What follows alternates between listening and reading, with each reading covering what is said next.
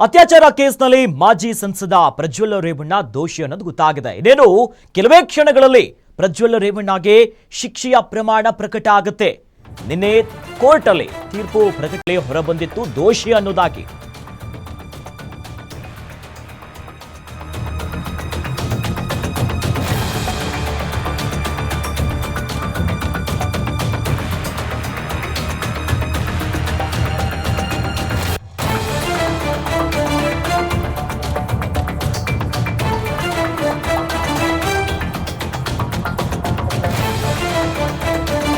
ಮಾಜಿ ಸಂಸದ ಪ್ರಜ್ವಲ್ ರೇವಣ್ಣ ಮನೆ ಕೆಲಸದಾಕೆ ಮೇಲೆ ಅತ್ಯಾಚಾರ ಮಾಡಿರುವಂತಹ ಕೇಸ್ನಲ್ಲಿ ನಿನ್ನೆ ಕೋರ್ಟ್ ತೀರ್ಪನ್ನ ಕೊಟ್ಟಿತ್ತು ದೋಷಿ ಅನ್ನೋದಾಗಿ.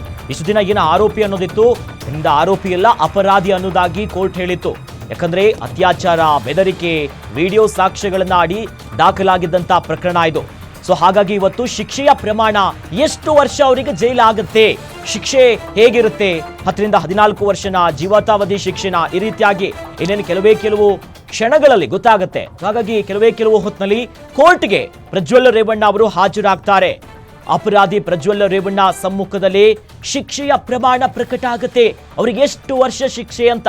ಸಾಮಾನ್ಯವಾಗಿ ಇಂಥ ಪ್ರಕರಣದಲ್ಲಿ 10 ರಿಂದ 14 ವರ್ಷದಿಂದ ಹಿಡಿದು ಗರಿಷ್ಠ ಮಟ್ಟದಲ್ಲಿ ಜೀವಿತಾವಧಿ ಶಿಕ್ಷೆಯಾಗುವಂತ ಸಾಧ್ಯತೆಗಳಿರುತ್ತೆ. ಹಾಗಾಗಿ ಈ ಪ್ರಕರಣದಲ್ಲಿ ನ್ಯಾಯಾಧೀಶರು ಯಾವ ಒಂದು ತೀರ್ಪನ್ನ ಕೊಡ್ತಾರೆ ಅನ್ನೋ ದೊಡ್ಡ ಮಟ್ಟದ ಸಂಚಲನಕ್ಕೆ ಇನ್ನೇನು ಬ್ರೇಕ್ ಬೀಳುತ್ತೆ. ಕೆಲವು ಹೊತ್ತಿನಲ್ಲಿ, ಇನ್ನೇನು ಸ್ವಲ್ಪ ಹೊತ್ತಿನಲ್ಲಿ ಪ್ರಜ್ವಲ್ ರೇವಣ್ಣ ಪ್ರಕರಣದ ಅಪರಾಧಿ ಅವರನ್ನ ಕೋರ್ಟ್ಗೆ ಹಾಜರುಪಡಿಸಲಾಗುತ್ತೆ.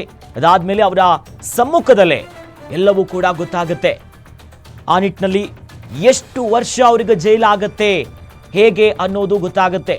ಯಾಕಂದ್ರೆ ಈ ಪ್ರಕರಣದಲ್ಲಿ ಅನೇಕ BNS ಆಕ್ಟ್ ಅಡಿಯಲ್ಲಿ ಅವರ ಮೇಲೆ ದೂರು ದಾಖಲಾಗಿರೋದು, ಅನೇಕ ಸಾಕ್ಷಿಗಳಿದೆ, ವಿಡಿಯೋ ರೆಕಾರ್ಡ್ ಮಾಡಿಕೊಂಡಿರೋದು. ಹಾಗಾಗಿ 376/2K, ಇನ್ನು 376/2 ಇದರಲ್ಲೆಲ್ಲ ಅಂಶಗಳನ್ನ ಪರಿಗಣಿಸ್ತಾ ಹೋಗೋದಾದ್ರೆ ಗರಿಷ್ಠ ಜೀವಿತಾವಧಿವರೆಗೂ ಕೂಡ ಶಿಕ್ಷೆ ವಿಧಿಸುವಂತ ಸಾಧ್ಯತೆ ಇದೆ. 354(a)(b)(c ಇದರ ಅಡಿಯಲ್ಲಿ ಗಮನಿಸ್ತಾ ಹೋಗೋದಾದ್ರೆ ಅಲ್ಲೂ ಕೂಡ ಬೇರೆ ಬೇರೆ ರೀತಿಯಾದಂತಹ ಶಿಕ್ಷೆ ಪ್ರಕಟ ಆಗ್ತಾ ಹೋಗುತ್ತೆ. BNS 376/2K, ಇನ್ನು 376/2N ಜೊತೆಲಿ 374(a)(b)(c), 506 ಮತ್ತು 201 ಜೊತೆಲಿ IT ಆಕ್ಟ್ 66(e) ಅಡಿಯಲ್ಲಿ ದೂರು ದಾಖಲಾಗಿದೆ. ಮತ್ತೊಂದು ಕಡೆಯಲ್ಲಿ 376/2K ಮತ್ತು 376/2N ಕನಿಷ್ಠ 10 ವರ್ಷ ಶಿಕ್ಷೆ ಆದ್ರೆ ಗರಿಷ್ಠ ಈ ಎಲ್ಲ ಆಕ್ಟು, ಇವೆಲ್ಲ ಸಬ್ ಕ್ಲಾಸ್ಗಳನ್ನು ನಾವು ಗಮನಿಸ್ತಾ ಹೋಗೋದಾದ್ರೆ ಅಲ್ಲಿ ಜೀವನ ಪರ್ಯಂತ, ಜೀವಿತ ಅವಧಿವರೆಗೂ ಕೂಡ ಶಿಕ್ಷೆಯನ್ನ ಪ್ರಕಟ ಮಾಡುವಂತ ಸಾಧ್ಯತೆ ಇದೆ. 354(a)(b)(c) ಅಡಿಯಲ್ಲಿ 3 ವರ್ಷ ಶಿಕ್ಷೆ ಸಾಧ್ಯತೆ ಇದೆ. ಸೆಕ್ಷನ್ 506 ಅಡಿಯಲ್ಲಿ 6 ತಿಂಗಳು, ಇನ್ನು 201 BNS ಅಡಿಯಲ್ಲಿ ಕನಿಷ್ಠ 1 ವರ್ಷದಿಂದ 7 ವರ್ಷ ಶಿಕ್ಷೆಯ ಸಾಧ್ಯತೆ ಇದೆ. ಯಾಕಂದ್ರೆ ಅನೇಕ ಸೆಕ್ಷನ್ಗಳ ಅಡಿಯಲ್ಲಿ ಈ ಪ್ರಕರಣವನ್ನ ದಾಖಲು ಮಾಡಿಕೊಂಡಿದ್ದಾರೆ. ಹೀಗಾಗಿ ನ್ಯಾಯಾಧೀಶರು ಎಲ್ಲವನ್ನ ಪರಿಗಣಿಸಿ ಯಾವ ಪ್ರಮಾಣದ ಶಿಕ್ಷೆಯನ್ನ ಪ್ರಕರಣದ ಅಪರಾಧಿ ಪ್ರಜ್ವಲ್ ಅವರಿಗೆ ನೀಡುತ್ತಾರೆ ಅನ್ನೋದೇ ಕುತೂಹಲಕ್ಕೆ ಕಾರಣ ಆಗಿದೆ.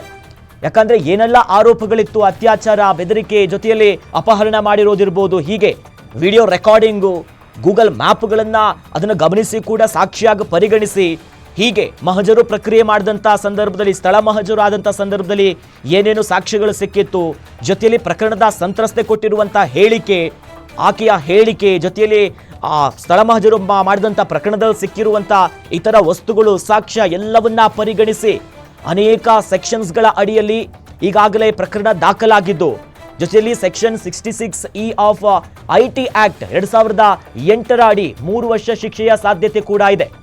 ಹೀಗಾಗಿ ಯಾವ ಪ್ರಮಾಣದ ಶಿಕ್ಷೆಯಾಗುತ್ತೆ ಪ್ರಜ್ವಲ್ ರೇವಣ್ಣ ಅವರಿಗೆ ಕೆಲವು ಕ್ಷಣಗಳಲ್ಲಿ ಇದೇನು ಗೊತ್ತಾಗುತ್ತೆ. ಆ ನಿಟ್ಟಿನಲ್ಲಿ ಪ್ರಜ್ವಲ್ ರೇವಣ್ಣ ಅವರನ್ನ ಕೋರ್ಟ್ಗೆ ಇನ್ನೇನು ಹಾಜರುಪಡಿಸ್ತಾರೆ. ಅವರ ಸಮ್ಮುಖದಲ್ಲೇನೆ ಅವರಿಗೆ ಶಿಕ್ಷೆ ಎಷ್ಟು ವರ್ಷ, ಜೈಲಿಗೆ ಹೋಗೋದಂತೂ ಫಿಕ್ಸ್, ಬಟ್ ಅದು ಎಷ್ಟು ವರ್ಷ, 7, 10, 15 ತದನಂತರದಲ್ಲಿ ಶಿಕ್ಷೆ ಪ್ರಕಟ ಆದಮೇಲೆ ಪ್ರಜ್ವಲ್ ರೇವಣ್ಣ ಅವರಿಗಿರುವಂಥ ಆಪ್ಷನ್ಸ್ಗಳು ಏನು, ಯಾವ ರೀತಿಯಾಗಿ ಮತ್ತೆ ಅವರ ಕಾನೂನು ಹೋರಾಟ ಮುಂದಿನ ದಿನದಲ್ಲಿ ಹೇಗೆ ಇರುತ್ತೆ ಅನ್ನೋದು. ಒಟ್ನಲ್ಲಿ ಈ ಹಿಂದೆಯೂ ಕೂಡ ಇದೇ ಪ್ರಕರಣಕ್ಕೆ ಸಂಬಂಧಪಟ್ಟಂತೆ ಅನೇಕ ಬಾರಿ ಹೈಕೋರ್ಟ್ ಇರ್ಬೋದು, ಇತರ ನ್ಯಾಯಾಲಯದಲ್ಲೂ ಕೂಡ ಬೇಲ್ ಅರ್ಜಿಯನ್ನ ಸಲ್ಲಿಸಿದ್ರು. ಎಲ್ಲ ಕಡೆಯಲ್ಲೂ ಕೂಡ ಅದು ರಿಜೆಕ್ಟ್ ಆಗಿತ್ತು. ಅಂತಿಮವಾಗಿ ನಿನ್ನೆ ಸ್ಪೆಷಲ್ ಕೋರ್ಟ್ ಆದೇಶವನ್ನ ಹೊರಡಿಸುತ್ತೆ. ಪ್ರಕರಣದಲ್ಲಿ ಏನೆಲ್ಲ ಆರೋಪಗಳು ಪ್ರಜ್ವಲ್ ರೇವಣ್ಣ ಅವ್ರ ಮೇಲಿತ್ತು, ಸುಮಾರು 14 ತಿಂಗಳ ಕಾಲ ಸೆರೆಮನೆ ವಾಸವನ್ನ ನೋಡಿದ್ರು, ಆ ಪ್ರಕರಣದಲ್ಲಿ ತೀರ್ಪು ಹೊರಬರುತ್ತೆ ದೋಷಿ ಅನ್ನೋದಾಗಿ. ಬಟ್ ನಿನ್ನೆಯ ದಿನ ಅವ್ರಿಗೆ ಎಷ್ಟು ವರ್ಷ ಜೈಲು, ಇಷ್ಟು ವರ್ಷ ಶಿಕ್ಷೆ ಅನ್ನೋದು ಪ್ರಕಟ ಮಾಡಿರಲಿಲ್ಲ. ಆ ಶಿಕ್ಷೆಯ ಪ್ರಮಾಣವನ್ನ ಇವತ್ತು ಪ್ರಕಟ ಮಾಡಲಿದ್ದಾರೆ ನ್ಯಾಯಾಧೀಶರು.